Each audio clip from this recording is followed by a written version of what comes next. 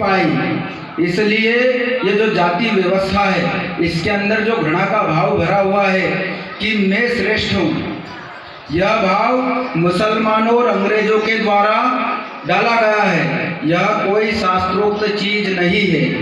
इसका सबसे बड़ा उदाहरण है, आप सभी ने महाभारत की कथा सुनी भी होगी और पढ़ी भी होगी।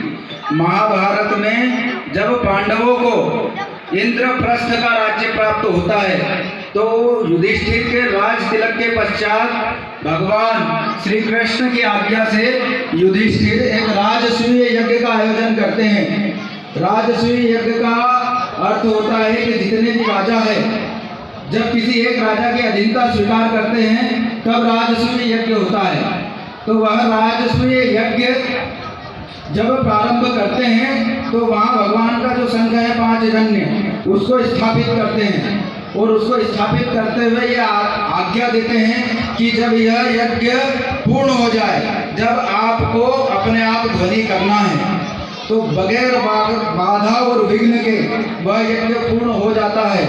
और उसके पश्चात सभी भगवान के भक्तों को भंडारे में बुलाया जाता है, लेकिन वह शंख बजता नहीं है। जब शंख बजेगा नहीं तो यज्ञ को पूर्ण माना नहीं जाएगा।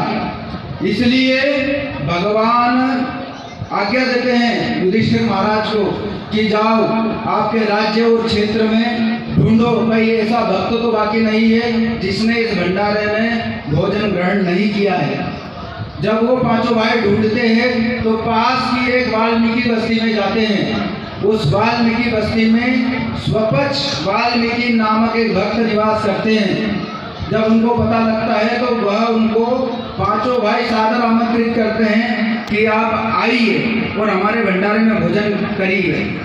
तो स्वपच वाल्मीकि जो भगवान के बहुत बड़े भक्त होते हैं वहाँ पहुँचते हैं। भगवान श्री कृष्ण द्रौपदी को आज्ञा देते हैं कि आप अपने हाथों से स्वयं व्यंजन बनाओ और भक्त भगवान को ग्रहण कराओ। जब द्रौपदी इस राष्ट्र की महारानी स्वयं उनको भोजन बना के परोसती है और वो खाते हैं, उसके पश्चात भी जो शंख है वो नहीं ध्वनि करता है तो भगवान को क्रोध आ जाता है। भगवान उस शंख को 3 छड़ी लगाते हैं कि हे शंख, तेरे अंदर इतना साहस कि तू हमारे भक्त का अपमान करे। तो शंख बोलता है भगवान मेरा साहस नहीं है, जब तक इस यज्ञ की संपूर्ण क्रिया नहीं हो जाती आपकी आज्ञा है मैं नहीं बच सकता।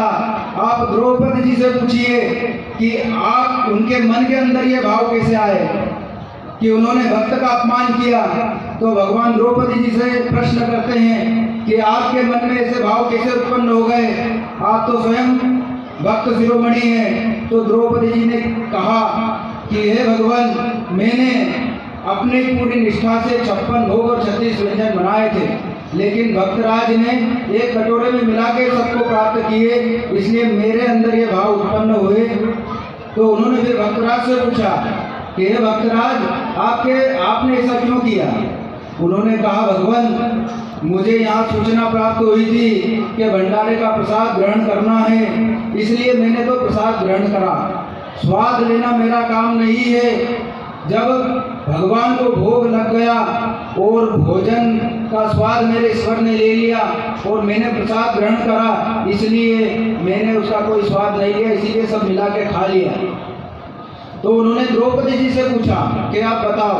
तो द्रौपदी जी ने भक्तराज से क्षमा मांगी और अगले दिन फिर उनको बुलाया और अपने हाथों से भोजन बनाकर खिलाया, जब जाके उस शंख की ध्वनि हुई। तो मैं आपसे ये पूछना चाहता हूँ, भगवान कृष्ण को तो सभी मानते हैं ना, महाभारत को भी मानते हैं, तो उस समय की इस राष्ट्र की